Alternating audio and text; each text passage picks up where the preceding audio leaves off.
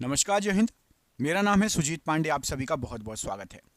रोज 3 practice set paper मिलते हैं हमारे चैनल पर, एक सुबह 6 बजे, एक शाम को 6 बजे और रात के 10 बजे। आपको ये तीनों लगाना हो तो हमारे चैनल पर, यदि आप रोज प्रैक्टिस सेट पेपर लगाना चाहते हैं तो चैनल को सब्सक्राइब कर लीजिएगा। जीके का रोज आपको यहाँ पर डोज, बिल्कुल लल्लन टॉप धांसू धमाका क्वेश्चन आपको यहाँ पर मिलते हैं जीके के। आज के इस वीडियो को करते हैं स्टार्ट। आप प्लीज़ अपना एक कीमती बहुमूल्य लाइक हमारे इस वीडियो को दिया कीजिए, उससे हमें मोटिवेशन मिलता है कि हम आपके लिए ऐसे ही शानदार क्वेश्चन लाते रहें। तो आप सभी से अनुरोध है, एक अपना कीमती लाइक ज़रूर दीजिए इस वीडियो को।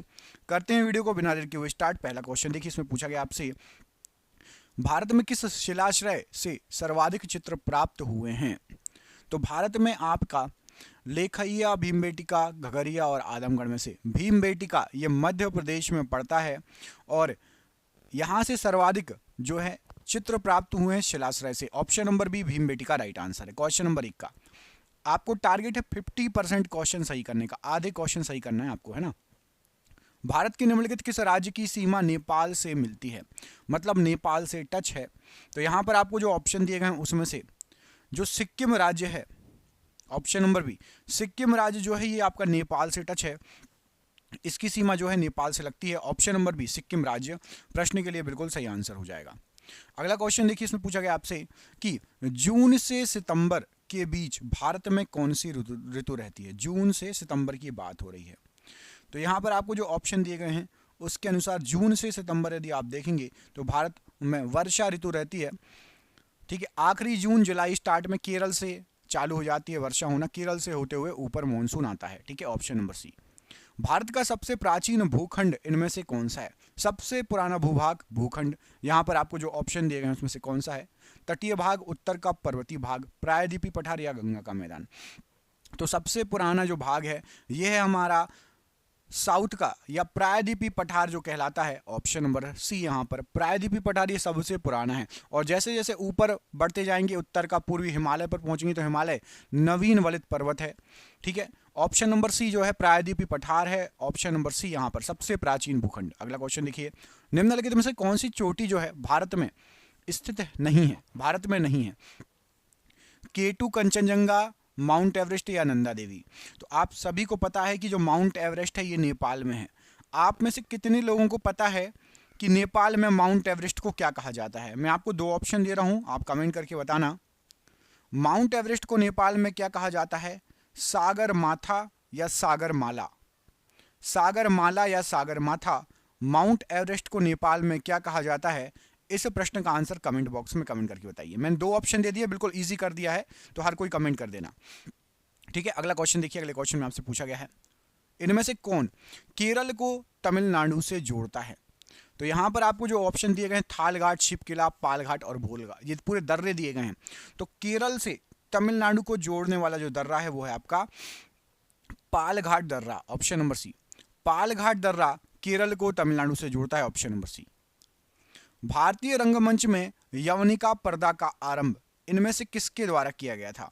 रंगमंच में यवनिका पर्दा, यहां पर आपको जो ऑप्शन दिए गए हैं इसमें से राइट आंसर हो जाएगा यवनिका पर्दा का जो शुभारंभ किया था यूनानियों ने किया था। ऑप्शन नंबर यहां पर सी, यूनानियों के द्वारा यवनिका पर्दा का आरंभ किया गया था। मैगस्थनीज के अनुसार भारतीय समाज कितने भागों में विभक्त था? भारतीय समाज को कितने भागों में बांटा गया था? तो मैगस्थनीज ने जो बताया है, मैगस्थनीज के अनुसार भारतीय समाज को 7 भागों में बांटा गया था। ऑप्शन नंबर यहां पर डी, 7 भाग राइट आंसर है। भारतीयों के लिए सिल्क मार्ग किसने आरंभ किया था? रेशम मार्ग या सिल्क मार्ग भारतीयों के लिए, यहां पर राइट आंसर हो जाएगा कनिष्क के समय स्टार्ट हुआ था सिल्क मार्ग भारतीयों के लिए। ऑप्शन नंबर यहां पर सी, कनिष्क के समय भारतीयों के लिए सिल्क मार्ग स्टार्ट हुआ था। दोस्तों क्वेश्चन आप देख ही रहे हैं कितने शानदार क्वेश्चन हैं, और ऐसे हमने 10,000 क्वेश्चन निकाल लिए हैं जो आपके एग्जाम में आएंगे।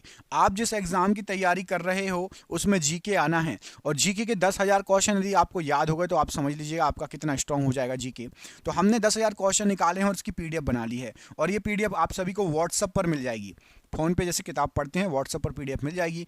आप में से जिसको भी ये पीडीएफ चाहिए 10,000 क्वेश्चन की, 300 रुपये की पीडीएफ है, लेकिन अभी एग्जाम चल रहे हैं तो सभी को 99 रुपये में हम प्रोवाइड करा रहे हैं। सिर्फ 99 रुपये में आपको ये पीडीएफ मिल जाएगी फोन पे, गूगल पे, पेटीएम के माध्यम से पेमेंट कर सकते हो। जिसको भी ये पीडीएफ चाहिए नीचे दिए गए नंबर पर संपर्क कर लेना। ये नंबर आपको पूरे वीडियो पर शो होगा, स्क्रीनशॉट ले लेना। जब भी कॉल करना हो, फ्री हो, जब भी आप फ्री हो तो कॉल कर लेना, ठीक है। नंबर को सेव कर लेना। अगला क्वेश्चन देखिए, इंडियन स्टैंडर्ड टाइम और ग्रीनविच मीन टाइम के बीच में कितने समय का अंतर है? तो हम ग्रीनविच समय मतलब जो शून्य है उससे 5.5 घंटे आगे हैं। हमारे देश का जीएमटी है प्लस 5.5 घंटे, 5 घंटे 30 मिनट। ऑप्शन नंबर यहां पर बी राइट आंसर हो जाएगा प्रश्न के लिए। अगला क्वेश्चन देखिए, इसमें पूछा गया आपसे अगले क्वेश्चन में कि कौन सा वार्षिक मेला ऊंट का व्यापार के लिए प्रसिद्ध है? ऊंट के व्यापार के लिए कौन सा वार्षिक मेला लगता है? तो ऊंट के व्यापार के लिए यहां पर आपको जो ऑप्शन दिए गए हैं, ऊंट के लिए लगता है आपका पुष्कर मेला। ऑप्शन नंबर सी पुष्कर मेला, ये ऊंट के व्यापार के लिए लगता है, राइट आंसर है। निम्नलिखित में से वह कौन सा राज्य है जिससे होकर कर्क रेखा गुजरती है? तो कर्क रेखा भारत के 8 राज्यों से होकर गुजरती है। 8 के नाम आपको याद होना चाहिए। किससे नहीं गुजरती है देख लेते हैं। तो यहां पर बिहार से नहीं गुजरती है, झारखंड से गुजरती है। बिहार से नहीं गुजरेगी, झारखंड से गुजरेगी, हिमाचल प्रदेश से भी नहीं, उत्तर प्रदेश में नहीं। तो यहां पर जो ऑप्शन दिए गए हैं, मित्र पर गमछा झार, ये शॉर्टकट है, और झार से झारखंड। ऑप्शन नंबर यहां पर बी राइट आंसर हो जाएगा, झारखंड से गुजरती है। पटकाई बूम, नागा हिल और लुसाई हिल भारत के किस भूभाग में स्थित हैं? तो पटकाई बूम, नागा हिल और लुसाई हिल ये पूर्वोत्तर, भारत के पूर्वोत्तर भूभाग में स्थित हैं। ऑप्शन नंबर सी पूर्वोत्तर राइट आंसर हो जाएगा। चौसा का युद्ध किसके किसके बीच में लड़ा गया था या किस किस के बीच में हुआ था? तो जो चौसा का युद्ध है ये आपका हुमायूं और शेर शाह के बीच में हुआ था। ऑप्शन नंबर डी हुमायूं और शेर शाह के बीच में चौसा का युद्ध हुआ था। इतिहासकारों ने राष्ट्रीय सम्राट का दर्जा इनमें से किसको दिया है? तो इतिहासकारों के अनुसार राष्ट्रीय सम्राट अकबर को कहा गया है। ऑप्शन नंबर बी अकबर को राष्ट्रीय सम्राट कहा गया है इतिहासकारों के द्वारा। भारत 22, भारत 22 क्या है? तो भारत 22 ये एक्सचेंज ट्रेडेड फंड है, ईटीएफ है भारत 22। ऑप्शन नंबर यहां पर सी राइट आंसर है। भारत में राजकोषीय नीति में निम्नलिखित में से कौन सा उद्देश्य शामिल नहीं है? राजकोषीय नीति की बात हो रही है। तो भारत में राजकोषीय नीति में पूर्ण रोजगार ये कहीं भी नहीं दिया गया है। आपको अंतर्राष्ट्रीय व्यापार विनियमन, संपत्ति और न्याय का न्यायोचित विवरण और कीमत स्थिरता, पूर्ण रोजगार ये वर्ड नहीं दिया गया है, उद्देश्य नहीं है। भारत में सर्वाधिक दूध उत्पादन करने वाली बकरी कौन सी है? तो एक नस्ल है जमुनापारी। जमुनापारी नस्ल की जो बकरी है ये सर्वाधिक दूध उत्पादन करती है। Option number A Jamunapari, option number A यहां पर राइट आंसर है। प्रतिवर्ष हाथी महोत्सव कहां मनाया जाता है? तो प्रतिवर्ष हाथी महोत्सव जो मनाया जाता है ये आपका जयपुर में मनाया जाता है। हाथी महोत्सव कहां पर मनाया जाता है? जयपुर में हाथी महोत्सव मनाया जाता है। ऑप्शन नंबर यहां पर भी जयपुर राइट आंसर है प्रश्न के लिए। मे दम मे फाई ये किस प्रदेश का त्योहार है? तो मे दम मे फाई ये जो त्योहार है ये असम में मनाए जाने वाला त्योहार है। ऑप्शन नंबर यहां पर भी असम में मनाए जाने वाला त्योहार है, राइट आंसर है। तोमर राजपूतों द्वारा बनवाया गया किला राजपिथौरा ये कहां पर है? तो तोमर राजपूतों ने राजपिथौरा किला बनवाया था और ये जो किला है ये आपका नई दिल्ली में पड़ता है। ऑप्शन नंबर ए नई दिल्ली में पड़ता है प्रश्न के लिए, नई दिल्ली राइट आंसर है। अगला क्वेश्चन देखिए, अगले प्रश्न में पूछा गया कि दादा साहिब फाल्के पुरस्कार की शुरुआत कब हुई थी? तो दादा साहिब फाल्के जो पुरस्कार है ये जो स्टार्ट हुआ था ये स्टार्ट हुआ था आपका 1969 में। 1969 ऑप्शन नंबर सी में दादा साहिब फाल्के पुरस्कार को स्टार्ट किया गया था। केंद्रीय भारतीय भाषा संस्थान कहां पर स्थित है? तो केंद्रीय भाषा संस्थान जो है ये आपका भारतीय भाषा संस्थान ये आपका मैसूर में पड़ता है। ऑप्शन नंबर यहां पर डी मैसूर प्रश्न के लिए राइट आंसर हो जाएगा। नृत्य रूप लटा पद किस नृत्य से संबंधित है? तो नृत्य रूप लटा पद जो है ये आपका भरतनाट्यम नृत्य से संबंधित है। भरतनाट्यम नृत्य से संबंधित है लटा पद। प्राचीन भीमा देवी मंदिर किस प्रदेश में स्थित है? तो प्राचीन जो भीमा देवी मंदिर है ये आपका राइट आंसर हो जाएगा, ये हरियाणा राज्य में है। ऑप्शन नंबर ए हरियाणा राज्य में भीमा देवी मंदिर है। 13 ताली नृत्य किस प्रदेश का नृत्य है? तो 13 ताली जो नृत्य है ये आपका राजस्थान का नृत्य है। Option number B Rajasthan right answer हो जाएगा। निम्नलिखित में से क्या नागर, द्रविड़ और वेसर का सही व्याख्यान है? तो नागर, द्रविड़ और वेसर ये मंदिर निर्माण की तीन भारतीय शैलियां हैं और बहुत फेमस। मोस्टली मंदिर इन जो है नागर, द्रविड़, वेसर शैली में है और बड़े बड़े भव्य मंदिर पूछे जाते हैं आपसे कि कौन सा मंदिर किस शैली में बना हुआ है। तो नागर, द्रविड़ और वेसर शैली ये मंदिर निर्माण की शैलियां हैं। केंद्रीय बौद्ध अध्ययन संस्थान कहां पर है? तो केंद्रीय बौद्ध अध्ययन संस्थान जो है ये आपका जम्मू कश्मीर में है। Option number B, Jammu Kashmir में केंद्रीय बौद्ध अध्ययन संस्थान है। मैत्री मंदिर कहां पर स्थित है? तो आपका जो मैत्री मंदिर है ये आपका पुडुचेरी में स्थित है। मैत्री मंदिर, ऑप्शन नंबर ए, मैत्री मंदिर जो है ये पुडुचेरी में स्थित है। ऑप्शन नंबर ए यहां पर राइट आंसर है।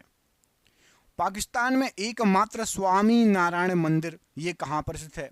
तो पाकिस्तान में एकमात्र स्वामी नारायण मंदिर कराची में स्थित है। Option number B, Karachi right answer है प्रश्न के लिए। बागेश्वरी कमर किस वाद्य यंत्र की पहली और एकमात्र संभावित महिला वादक हैं? तो बागेश्वरी कमल ये शहनाई बजाती थी और संभावित एकमात्र महिला हैं जो फेमस है, जो कि शहनाई वादक हैं। ऑप्शन नंबर यहां पर सी राइट आंसर हो जाएगा बागेश्वरी कमल जी के लिए। महाबलीपुरम के पैगोडा किसके द्वारा बनवाए गए थे? तो महाबलीपुरम के जो पैगोडा हैं ये बनवाए गए थे पल्लव राजवंश के द्वारा। ऑप्शन नंबर ए, पल्लव राजवंश राइट आंसर है। कौन सा वेद आधा गद्य और आधा काव्य के रूप में समाहित है? तो आधा गद्य और आधा काव्य, यहां पर आपको जो ऑप्शन दिए गए हैं यजुर्वेद राइट आंसर हो जाएगा। यजुर्वेद आधा गद्य है और आधा जो है काव्य है। Option number D. ऋग्वेद के अनुसार दशराज युद्ध किस नदी के तट पर हुआ था? तो ऋग्वेद के अनुसार जो दशराज युद्ध है यह आपका परुषणी नदी के तट पर हुआ था। ऑप्शन नंबर सी, परुषणी नदी के तट पर हुआ था दशराज युद्ध। जहांगीर ने फारस के राजा शाह अब्बास प्रथम की पेंटिंग के लिए किसे फारस भेजा था? तो जहांगीर ने जो फारस का राजा था उसकी पेंटिंग बनाने के लिए भेजा था। इनमें से किसको भेजा था? तो बिशन दास जी को भेजा था कि जाओ वहां पर फारस और वहां पर जो राजा है उसकी पेंटिंग बना के लाओ, मैं देखूं कौन है कैसा है। ऑप्शन नंबर बी, बिशन दास। भारत में झंडा दिवस कब मनाया जाता है? तो भारत के अंदर जो झंडा दिवस मनाया जाता है ये आपका 7 दिसंबर को मनाया जाता है। ऑप्शन नंबर बी, 7 दिसंबर को झंडा दिवस मनाया जाता है भारत के अंदर। ऑप्शन नंबर बी यहां पर राइट आंसर है। राष्ट्रीय गणित दिवस कब मनाया जाता है? तो राष्ट्रीय गणित दिवस जो मनाया जाता है ये आपका 22 दिसंबर को मनाया जाता है। ऑप्शन नंबर ए, 22 दिसंबर को राष्ट्रीय गणित दिवस मनाया जाता है। केंद्र शासित प्रदेश लक्षद्वीप के न्यायिक क्षेत्र का कार्य कौन सा न्यायालय करता है? तो केंद्र शासित प्रदेश जो लक्षद्वीप है इसके न्यायिक क्षेत्र का कार्य करता है Kerala high court. Option number A, Kerala high court right answer हो जाएगा। केरल से लक्षद्वीप जो है वहां का हाईकोर्ट जो है, केरल और लक्षद्वीप का हाईकोर्ट एक ही है जो कि केरल में स्थित है। दिल्ली को राष्ट्रीय राजधानी प्रदेश संविधान के किस संविधान संशोधन के द्वारा बनाया गया था? तो दिल्ली को राष्ट्रीय राजधानी जो प्रदेश बनाया गया था यह बनाया गया था 69वां संविधान संशोधन। ऑप्शन नंबर बी, 69वां संविधान संशोधन राइट आंसर है। भारत के संविधान के निम्नलिखित अनुसूची में कौन सा नया राज्य बनाने के लिए संशोधित किया जाना है? तो नया राज्य बनाना है यदि आपको, तो आपको पहली अनुसूची में संशोधन करना पड़ेगा। ऑप्शन नंबर ए, पहली अनुसूची। ऑप्शन नंबर ए यहां पर राइट आंसर है। सीमा प्रबंधन विभाग किस मंत्रालय के अंतर्गत आता है? तो सीमा प्रबंधन विभाग ये आपका गृह मंत्रालय के अंतर्गत आता है। ऑप्शन नंबर ए, गृह मंत्रालय प्रश्न के लिए बिल्कुल सही आंसर है। संविधान का अनुच्छेद 1, 2, 3 मतलब 123 ये किससे संबंधित है? तो संविधान का अनुच्छेद 123 ये राष्ट्रपति के अध्यादेश से संबंधित है। ऑप्शन नंबर बी, राष्ट्रपति के अध्यादेश से संबंधित है अनुच्छेद 123। मतदान निगरानी प्रणाली पहली बार किस राज्य में लागू की गई थी? तो मतदान निगरानी प्रणाली सबसे पहले गोवा राज्य में स्टार्ट की गई थी, लागू की गई थी। ऑप्शन नंबर बी, गोवा राज्य प्रश्न के लिए बिल्कुल सही आंसर हो जाएगा। ईवीएम में अधिकतम कितने प्रत्याशी हो सकते हैं? तो ईवीएम जो है इलेक्ट्रॉनिक वोटिंग मशीन, इसमें जो अधिकतम है आपके 64 प्रत्याशी हो सकते हैं। ऑप्शन नंबर डी, 64 प्रत्याशी 64। ऑप्शन नंबर यहां पर डी प्रश्न के लिए बिल्कुल सही आंसर हो जाएगा। अगला क्वेश्चन देखिए, भारतीय राष्ट्रीय एकता परिषद का अध्यक्ष कौन होता है? तो भारतीय राष्ट्रीय एकता परिषद का जो अध्यक्ष होता है ये आपका प्रधानमंत्री होता है। ऑप्शन नंबर ए प्रधानमंत्री प्रश्न के लिए बिल्कुल सही आंसर हो जाएगा। निम्नलिखित में से कौन म्यूचुअल फंड को विनियमित करता है? तो म्यूचुअल फंड जो होता है आपका उसको सेबी विनियमित करता है। Option number A SEBI mutual fund को विनियमित करता है, राइट आंसर हो जाएगा सेबी। ऑप्शन नंबर ए यहां पर राइट आंसर है। भारत का पहला विशेष आर्थिक क्षेत्र कहां है? तो भारत का सबसे पहला विशेष आर्थिक क्षेत्र जो है ये आपका इंदौर में है। ऑप्शन नंबर बी इंदौर में है सबसे पहला विशेष आर्थिक क्षेत्र। भारत से सबसे ज्यादा निर्यात होने वाला समुद्री खाद्य पदार्थ कौन सा है? तो भारत से सबसे ज्यादा निर्यात जो होता है समुद्री खाद्य पदार्थ में जमे हुए झींगे, ऑप्शन नंबर ए जमा हुआ झींगा सबसे ज्यादा निर्यात होता है। ऑप्शन नंबर ए यहां पर राइट आंसर है। भारत के व्यापार का कितना प्रतिशत समुद्र द्वारा होता है? तो भारत के व्यापार का लगभग आपका 95% जो व्यापार होता है ये समुद्र के द्वारा होता है। ऑप्शन नंबर डी 95% व्यापार समुद्र के द्वारा होता है भारत का। ऑप्शन नंबर डी यहां पर राइट आंसर हो जाएगा प्रश्न के लिए। शिवरामन समिति की सिफारिशों के आधार पर निम्नलिखित में से किसकी स्थापना की गई थी?